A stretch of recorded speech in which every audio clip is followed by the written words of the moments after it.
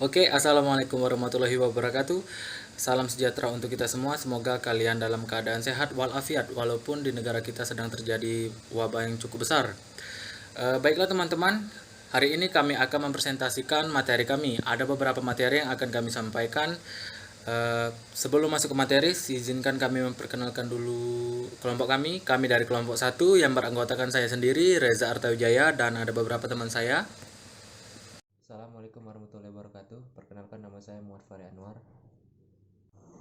Assalamualaikum warahmatullahi wabarakatuh. Perkenalkan, nama saya Trinapian Palawan sebagai pembaca materi di Assalamualaikum warahmatullahi wabarakatuh. Perkenalkan, nama saya Dwianda Deswani. Hai, perkenalkan saya Pita Anderdita. Hai, saya Febiana Bella. Baiklah teman-teman, materi yang pertama itu adalah Ethernet.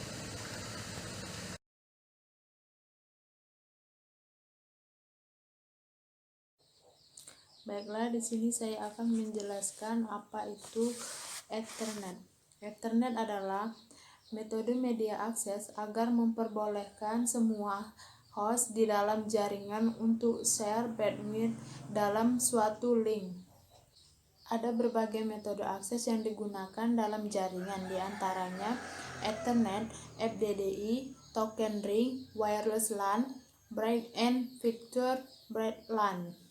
Ethernet menjadi populer karena ia mudah sekali disesuaikan dengan kebutuhan. Artinya, cukup mudah untuk mengintegrasi teknologi baru ke dalam infrastruktur network yang ada. Yang kedua, sejarah Ethernet. Pada tahun 1970-an muncul masalah akses di Universitas of Hawaii. Ada sebuah sistem yang disebut AlohaNet dikembangkan berbagai stasiun. Kemudian, untuk akses Ethernet dikenal sebagai metode akses SCMA atau CD. Pada tahun 1973, seorang insinyur lulusan MIT yang bernama Robert Metcalfe. Beliau kursus pelatihan kerja untuk melakukan jaringan paket operasional yang dikenal ARPANET. Dan setelah itu, insinyur muda itu menemukan buku hasil konferensi dari Amerika pada tahun 1970. Buku tersebut menggambarkan pengembangan jaringan radio berbasis inovatif komputer dikenal sebuah sistem AlohaNet. Terinspirasi oleh AlohaNet, sekembalinya ke Perth dengan bantuan David Airbox, ia mulai menulis di kertas menggunakan mesin ketik IBM Selectric dengan bola orator. Metcalfe mengetik memo dan skema cepat dan mengubah dengan baik dan seterusnya hingga 22 Mei 1973. Pada tahun 1979 berhasil meyakinkan Digital Equipment Corporation Intel Corp untuk kooperatif mempromosikan Ethernet sebagai standar dan Ethernet terus berkembang. Akhirnya tumbuh untuk mencakup kecepatan bandwidth yang tinggi, beragam media fisik, dan variasi baru seperti 10 Gbps. Pada tahun 2012, IEEE mulai bergabung dengan organisasi terkemuka global lainnya, termasuk IAMB, dan berkembang di bidang teknologi di seluruh dunia, terus membantu fasilitas pengembangan standar terbuka dan penyebaran. Ketiga, standarisasi Ethernet. IEEE adalah sebuah organisasi yang mengurus masalah pengembangan teknologi yang berhubung dengan keteknikan elektronik dan elektronika. IEEE menangani berbagai masalah standar, diantaranya adalah tentang standarisasi peralatan yang dipakai untuk jaringan, IEE 802 misalnya standarisasi tentang LAN dan MAN melibatkan dua layer OSI, yaitu physical layer dan data link layer, dan membagi data link menjadi dua, yaitu logical link control dan media access control. Ethernet sendiri merupakan standar pertama yang digunakan untuk koneksi jaringan karena perkembangannya yang pesat dan terdapat berbagai versi Ethernet sesuai dengan teknologi dan tahun peluncuran sebagai standar baru. 4. Modus operasi Ethernet. Ada dua modus operasi utama dari Ethernet. Pertama, full duplex adalah dua pihak yang saling berkomunikasi akan mengirimkan informasi dan menerima informasi dalam waktu yang sama, dan umumnya membutuhkan dua jalur komunikasi. Komunikasi full duplex juga dapat diraih dengan menggunakan teknik multiplex, di mana sinyal yang berjalan dengan arah yang berbeda. Kedua, half duplex adalah sebuah mode komunikasi di mana data dapat ditransmisikan atau diterima secara dua arah, tapi tidak dapat bersama-sama.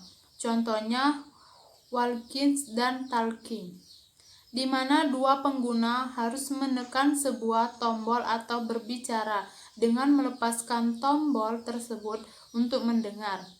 Ketika keduanya berkomunikasi pada satu waktu tertentu, maka salah satu di antara mereka yang dapat berbicara dan pihak lainnya hanya bisa mendengar. Perbedaan keduanya, sebuah koneksi half duplex memungkinkan trafik data mengalir dua arah, namun tidak secara bersamaan, sedangkan full duplex memungkinkan pengiriman dan penerima data pada saat yang bersama, sehingga secara efektif meningkatkan laju transmisi menjadi 2 kali lipat.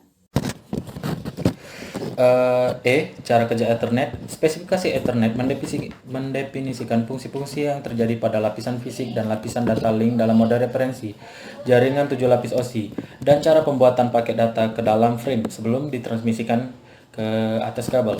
Ethernet merupakan sebuah teknologi jaringan yang menggunakan metode transmisi baseband yang mengirim sinyal secara serial bit pada waktu tertentu.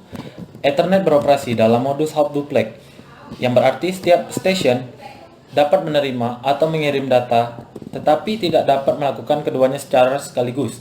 Fast Ethernet serta Gigabit Ethernet dapat bekerja dalam modus full duplex atau half duplex. Ethernet menggunakan metode control access media carrier sense multipath access with detection untuk menentukan stasiun mana yang dapat mentransmisikan data pada waktu tertentu melalui media yang digunakan. Dalam jaringan menggunakan teknologi Ethernet, setiap komputer akan mendengar terlebih dahulu sebelum berbicara. Artinya, mereka akan melihat kondisi jaringan apakah yang dapat ada pada komputer lain yang sedang mentransmisikan data. Jika ada komputer yang sedang mentransmisikan data, maka setiap komputer yang mau mengirimkan data dapat mencoba untuk mengambil alih jaringan untuk mentransmisikan sinyal, sehingga dapat dikatakan bahwa jaringan yang menggunakan teknologi Ethernet adalah jaringan yang dibuat berdasarkan basis first come first serve daripada melimpahkan kontrol sinyal pada master station seperti dalam teknologi. Selanjutnya, jika dua stasiun hendak mencoba untuk mentransmisikan data pada waktu yang sama, maka kemungkinan yang akan terjadi adalah collision atau kondisi tabrakan yang akan mengakibatkan dua stasiun tersebut menghentikan transmisi data sebelum akhirnya mencoba untuk mengirimkan lagi pada interval waktu yang acak yang diukur dengan satuan mil detik. Semakin banyak stasiun yang dalam sebuah jaringan Ethernet akan mengakibatkan jumlah kondisi yang semakin besar pula, dan kinerja jaringan pun akan semakin buruk. Kinerja Ethernet yang harusnya 10 megabit per second, jika dalam jaringan terpasang 100 node, umumnya hanya menghasilkan kinerja yang berkisar antara 40% hingga 55% dari bandwidth yang diterapkan, yaitu 10 megabyte per second. Salah satu cara untuk menghadapi masalah ini adalah dengan menggunakan switch Ethernet untuk melakukan segmentasi terhadap jaringan Ethernet ke dalam beberapa constellation domain. Pada metode CSMA-CD, sebuah host komputer yang akan mengirim data ke jaringan pertama-tama memastikan bahwa jaringan sedang tidak dipakai untuk transfer dari dan oleh host komputer lainnya. Jika pada pengecekan ditentukan transmisi data lainnya maka terjadi tabrakan, maka host komputer tersebut harusnya mengulang permohonan atau merequest ulang pengirim pada waktu yang berikutnya yang dilakukan secara acak atau random. Selanjutnya itu F, jenis-jenis Ethernet. Berdasarkan kecepatan dibagi menjadi 3, yaitu pertama standar Ethernet. Apa itu standar Ethernet? Yaitu adalah Ethernet yang berkecepatan 10 Mbps. Standar Ethernet adalah juga sudah jarang sekali digunakan di kehidupan sekarang ini. Kenapa? Karena bisa dibilang standar Ethernet sudah kalah dibandingkan dengan fast Ethernet dan Gigabit Ethernet atau kurang reliable. 10/5 merupakan standar bagi kabel koaksial pertama yang berukuran besar, sekitar sebesar jempol dan sering disebut tik koaksial. Kabel ini memiliki panjang maksimal 500 meter. Yang kedua yaitu 10/2 merupakan standar bagi kabel koaksial yang berukuran kecil yang sering disebut tin koaksial. Kabel ini memiliki panjang maksimal sekitar 185 meter. Yang ketiga 10/T merupakan standar bagi kabel Unishield Twisted Pair. Kabel ini memiliki panjang maksimal yaitu sekitar 100 meter. Yang keempat 10/FL merupakan standar bagi kabel fiber optik. Kabel FO merupakan kabel yang terbuat dari film glass yang mengirimkan data melalui cahaya. Kabel ini masih jarang digunakan karena sedikit mahal. Itu fast Ethernet, jenis-jenis Ethernet tadi adalah Ethernet yang berkecepatan 100 Mbps. Fast Ethernet adalah Ethernet yang sering digunakan dalam kehidupan sekarang ini karena secara kecepatan fast Ethernet adalah Ethernet yang tidak terlalu mahal yang berkecepatan 100 Mbps atau megabyte per second dan bisa dibilang sangat reliable hingga banyak digunakan orang. Jadi kabel yang digunakan untuk fast Ethernet yang pertama itu ada 100/T/4 merupakan standar bagi kabel UTP yang berkecepatan 100 Mbps. Kabel ini menggunakan fungsi 4 pair dari kabel UTP sehingga menjadi perkembangan dari kabel 100/T2. Yang kedua menggunakan 100/TX. Kabel ini adalah kabel twisted pair yang digunakan di kantor karena kecepatan 100 Mbps tetapi menggunakan 2 pair saja sehingga cukup cepat. Yang ketiga itu 100/FX. Kabel ini adalah standar bagi kabel fiber optik yang berkecepatan 100 Mbps. Kabel ini sering digunakan sebagai network backbone. Gigabit Ethernet adalah Ethernet yang berkecepatan 1000 Mbps. Ini adalah jenis Ethernet yang ketiga yaitu Gigabit Ethernet, yang mana kecepatan 10 kali lipat lebih cepat dibandingkan fast Ethernet. Untuk Gigabit Ethernet memang dalam segi kecepatan sangat cepat, namun harga yang masih sangat mahal, menjadi kendala bagi masyarakat yang akan menggunakan Gigabit Ethernet. Jadi biasanya digunakan dalam kebutuhan jaringan. Ada pula kabel yang digunakan untuk Gigabit Ethernet tadi. Yang pertama 1000/T merupakan standar bagi kabel UTP yang berkecepatan 1000 GB per second yang berada pada kategori 5 namun lebih cepat dari kategori 5E. Yang kedua yaitu 1000/LX. Ini adalah standar bagi kabel fiber optik yang berkecepatan 1000 GB per second yang paling populer. Yang kelima ada Ethernet Cable Segment. Selanjutnya yaitu metode pada Ethernet. Teknologi ini dibagi menjadi 2 yaitu yang pertama CSMA atau CD yang sering disebut Carrier Sense Multiple Access, sebuah metode Media Access Control atau MAC yang digunakan untuk teknologi jaringan Ethernet. Dengan metode ini, sebuah node jaringan yang akan mengirimkan data dari node tujuan pertama pertama akan memastikan bahwa jaringan sedang tidak dipakai untuk transfer dari dan oleh node lainnya. Jika pada tahapan pencegahan ditemukan transmisi data lain, yang terjadi adalah tabrakan atau cancellation, maka node tersebut diharuskan mengulang permohonan atau request mengirim pada selang waktu berikutnya yang dilakukan secara acak.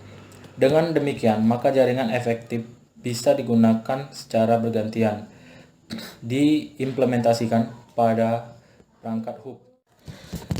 Adapun cara kerja dari CSMA CD tadi, pengirim akan mencari penerima memberikan informasi tentang posisinya kepada pengirim akan mencari jalur untuk mencari pengirim akan mencari jalur menuju pengiriman. Pengirim mengirimkan informasi pada penerima, akan tetapi kekurangan dari CMA CD yaitu data atau informasi yang dikirim tanpa melihat apakah jalur sedang sibuk atau tidak, sehingga terjadinya tabrakan atau cancellation. Yang selanjutnya yaitu CSMA CA. Konsep ini membuat komputer melakukan pengiriman pada jalur kosong atau jalur yang sedang tidak digunakan, baru dia melakukan. Di mana sebelum melakukan pengiriman, komputer yang akan mengirim data file membuat broadcast message untuk memberitahukan pada komputer lain bahwa dia akan mengirim file, dan komputer yang menerima broadcast akan menunggu sehingga pengiriman selesai, lalu dia akan mengirimkan file hanya dengan cara yang sama juga. Pada konsep ini kemungkinan terjadinya tabrakan akan kecil karena belum mengirimkan data pada pesan memberitahu bahwa ada pengiriman dan penerima komputer lain untuk tidak melakukan pengiriman hingga selesai. Diimplementasikan pada perangkat switch. Selanjutnya yaitu cara kerja CSMA CA tadi. Pengirim akan mencari penerima memberikan informasi tentang posisinya pada pengirim akan mencari jalur untuk mencari pengirim akan mencari jalur menuju pengirim memberikan informasi pada yang lain agar tidak melakukan jalur tersebut agar tidak terjadi tabrakan. Pengirim mengirim informasi pada si penerima. Selanjutnya yaitu Frame Ethernet. Frame Ethernet mentransmisikan data melalui kabel jaringan dalam bentuk paket-paket data yang disebut dengan Ethernet frame. Sebuah Ethernet frame memiliki ukuran minimum 64 byte dan maksimum 1518 byte. Dengan 18 byte diantaranya digunakan sebagai informasi mengenai alamat sumber, alamat tujuan, protokol jaringan yang digunakan, dan beberapa informasi lainnya yang disimpan dalam header serta trailer atau footer. Dengan kata lain, maksimum jumlah data yang dapat ditransmisikan atau payload dalam satu buah frame adalah 1500 byte. Ethernet menggunakan beberapa metode untuk mengkapsulisasi paket data yang menjadi Ethernet frame, yakni sebagai berikut. Yang pertama yaitu frame 2 yang digunakan untuk TCP/IP Ethernet 802.3 atau yang dikenal sebagai RAW 802.3 dalam sistem jaringan novel dan sebelumnya. Ethernet 802.2 juga dikenal sebagai Ethernet 802.3 atau 802.2 Workout Subnetwork Access Protocol yang digunakan untuk konektivitas dengan novel network 3.12 dan selanjutnya. Selanjutnya yaitu Ethernet Snap, juga dikenal sebagai Ethernet 802.3 atau 802.2 with Snap, dan dibuat sebagai kompatibilitas dengan sistem microchip dan menjalankan TCP/IP. Sayangnya setiap format frame Ethernet di atas tidak saling cocok atau tidak cocok satu dengan yang lainnya, sehingga menyulitkan instalasi jaringan yang bersifat heterogen. Untuk mengatasinya, lakukan konfigurasi terhadap protokol yang digunakan via sistem operasi. Teknik ini disebut dengan backlog algorithm. Dengan demikian, maka jaringan efektif bisa digunakan secara bergantian untuk menentukan pada posisi mana sebuah host komputer berada, maka setiap perangkat Ethernet diberikan alamat atau address sepanjang 48 bit yang unik hingga 1 di dunia. 48 bit hingga akhir mudah dimengerti, dikelompokkan masing-masing 8 bit untuk menceritakan bagian basis 16 seperti contoh di atas. 00, 04, 05, 61, 20, E6. 3 angka di depan adalah kode perusahaan membuat chip tersebut. Chip di atas dibuat oleh ANI Communication. Dan materi kedua adalah Windows Sliding.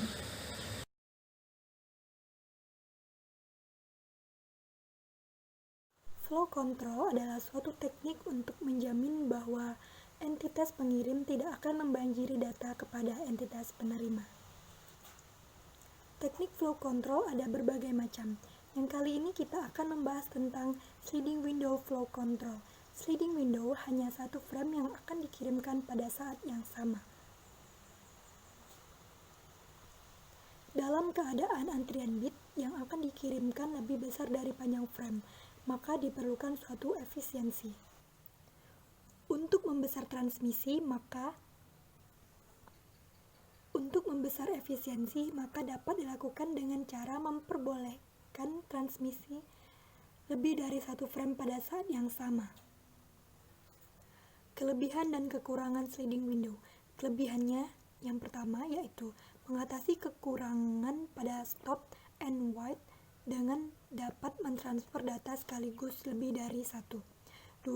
Receiver memiliki buffer and long. 3. Transmitter dapat mengirimkan end frames tanpa ACK. Keempat, tiap frame terdapat nomor urut. 5. ACK termasuk nomor frame yang dapat diharapkan selanjutnya.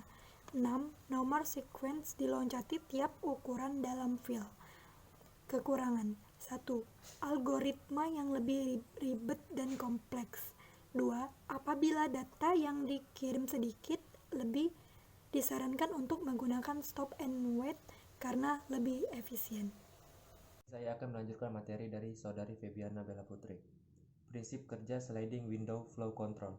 Sliding Window Flow Control dirancang untuk membenahi sistem flow control sebelumnya, yakni Stop and Wait Flow Control. Pada Stop and Wait Flow Control, seolah-olah blok-blok data dikirimkan satu persatu dan mengirimkannya menunggu balasan jika blok data tersebut sudah sampai di receiver dan receiver sudah memberikan balasan. Berbeda pada sliding window, transmitter dapat mengirimkan blok-blok frame lebih banyak lalu setelah beberapa frame telah terkirim, barulah receiver memberikan balasan. Oke, selanjutnya sliding window enhancement. Protokol dapat memotong aliran frame dari sisi yang lain dengan mengirimkan receive not ready. Receive dapat meminta ACK frame tanpa pemberitahuan. Setelah itu, jika komunikasi duplex menggunakan piggybacking, data dikirimkan dengan urutan nomor frame plus bagian yang memuat urutan nomor yang digunakan untuk balasan. Dan materi ketiga adalah algoritma routing.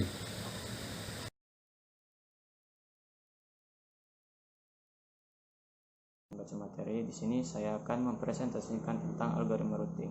Apa itu algoritma routing? Algoritma routing adalah bagian algoritma dari perangkat lunak network layer yang bertanggung jawab untuk menentukan jalur mana yang menjadi jalur transmisi paket. Jika subnet tersebut menggunakan datagram secara internal, keputusan ini harus selalu dibuat secara internal. Keputusan routing ini hanya diambil pada waktu penetapan rangkaian virtual yang baru.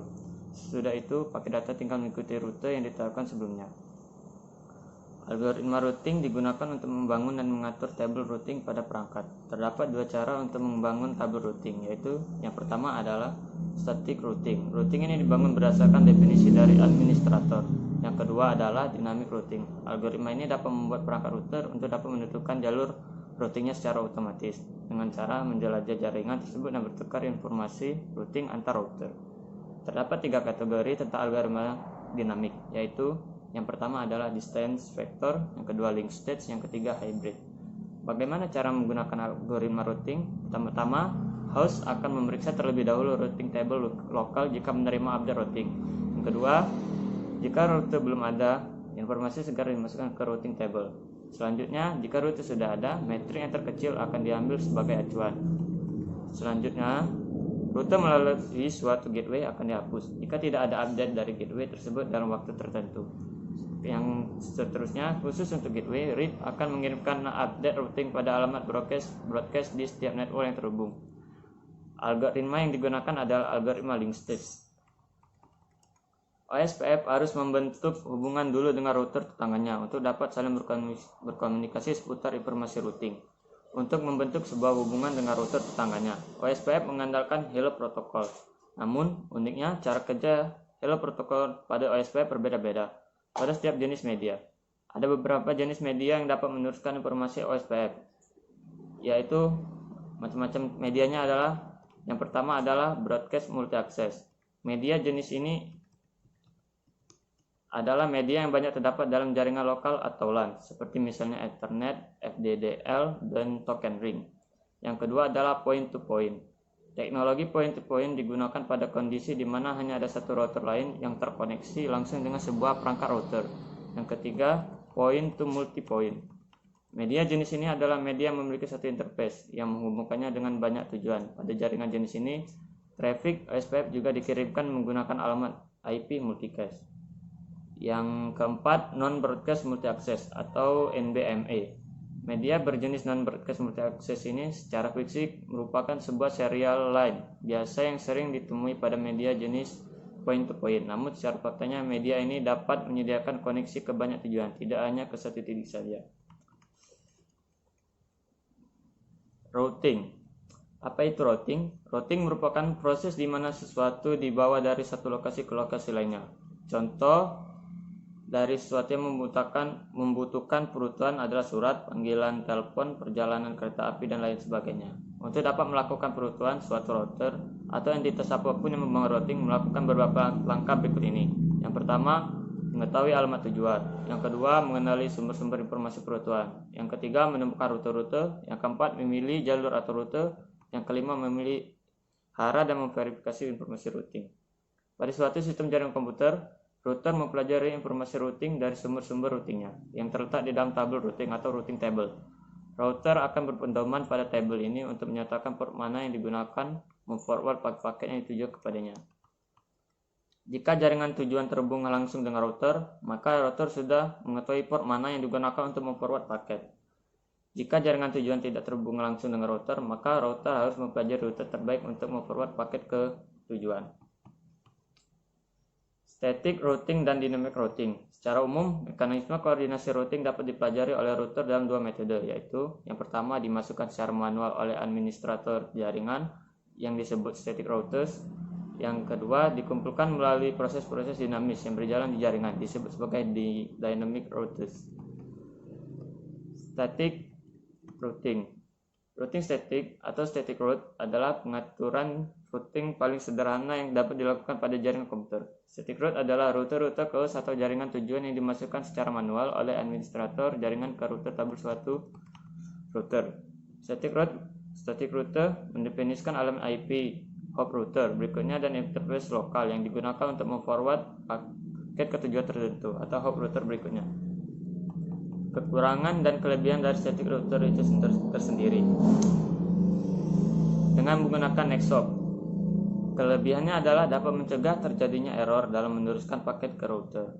Tujuan apabila router yang akan meneruskan paket memiliki link yang terhubung dengan banyak router itu disebabkan karena router telah mengetahui NextHop, yaitu IP address router tujuan. Kekurangan dari static routing sendiri adalah static routing yang menggunakan NextHop akan mengalami multiple lookup atau lookup yang berulang. Lookup yang pertama yang akan dilakukan adalah mencari network tujuan, setelah itu akan kembali melakukan proses lookup untuk mencari interface mana yang digunakan untuk menjangkau NextHop-nya.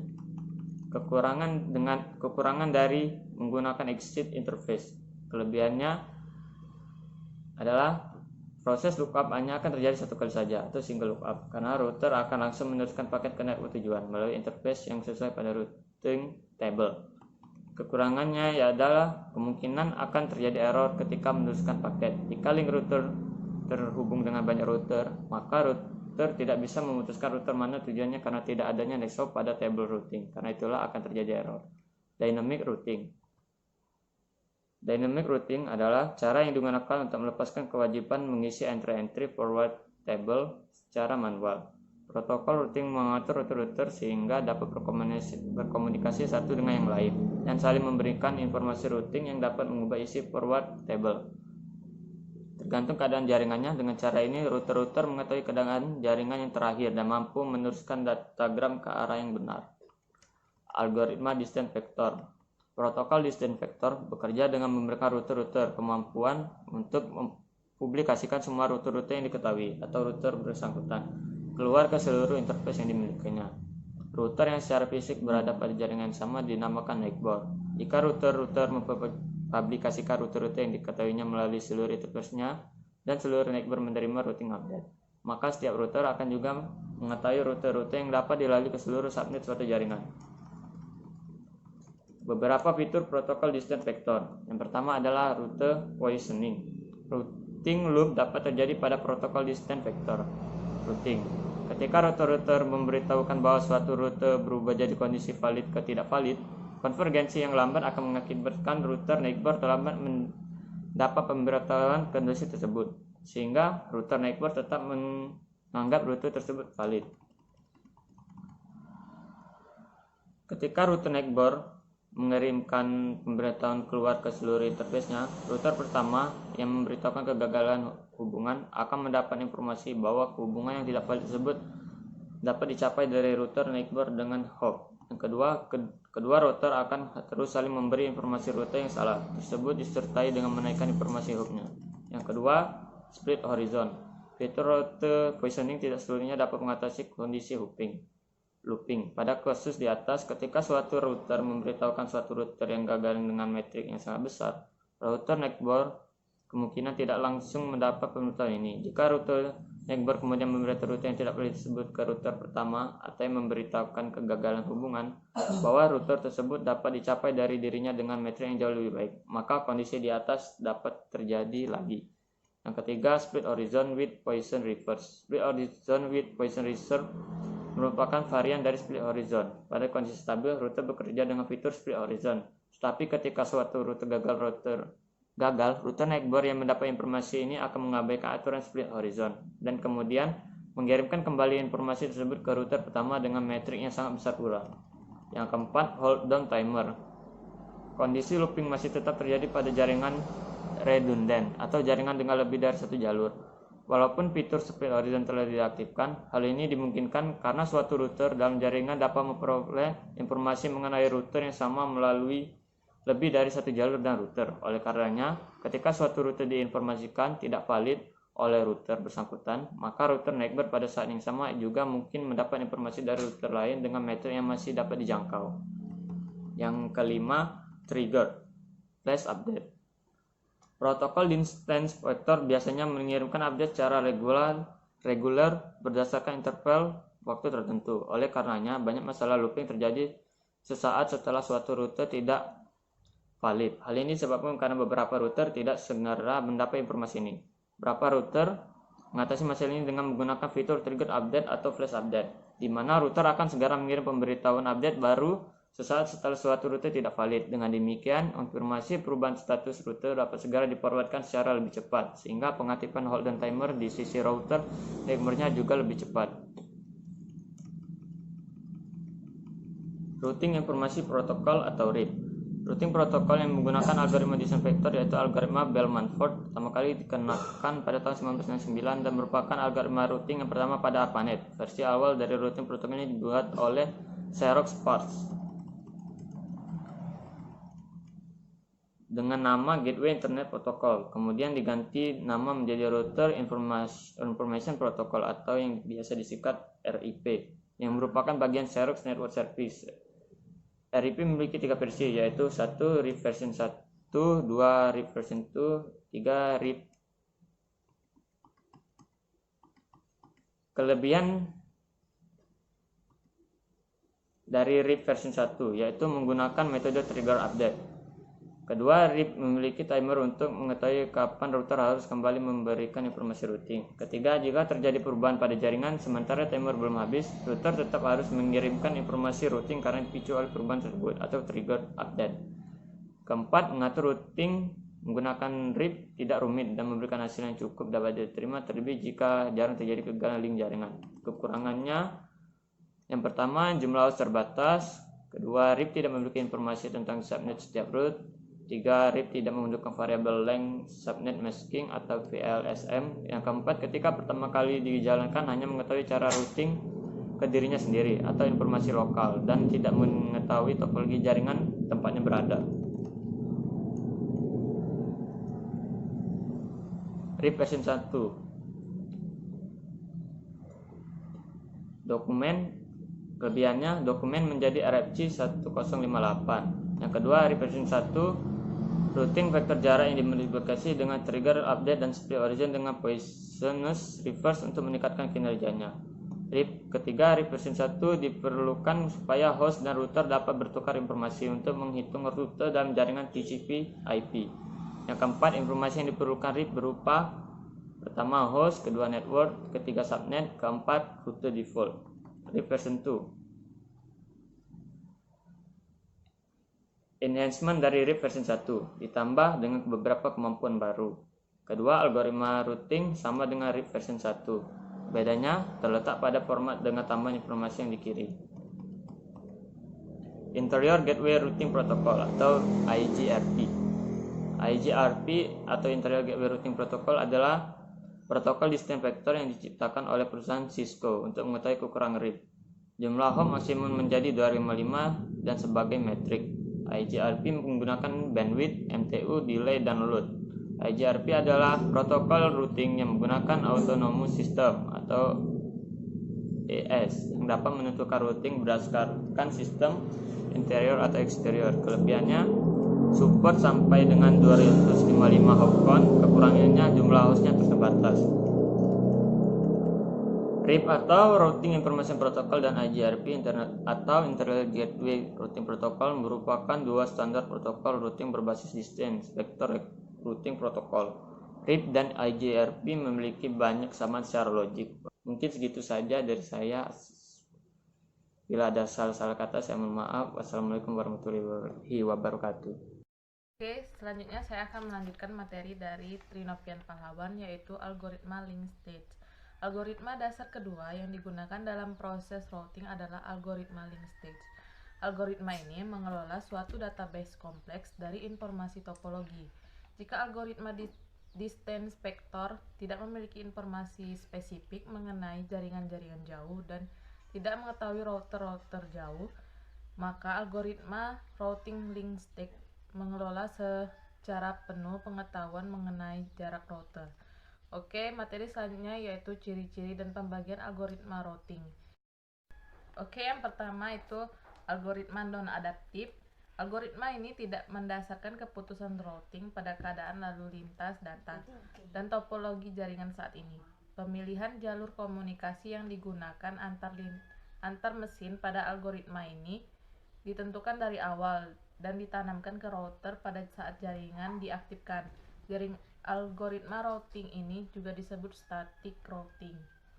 Oke, yang kedua yaitu algoritma adaptif.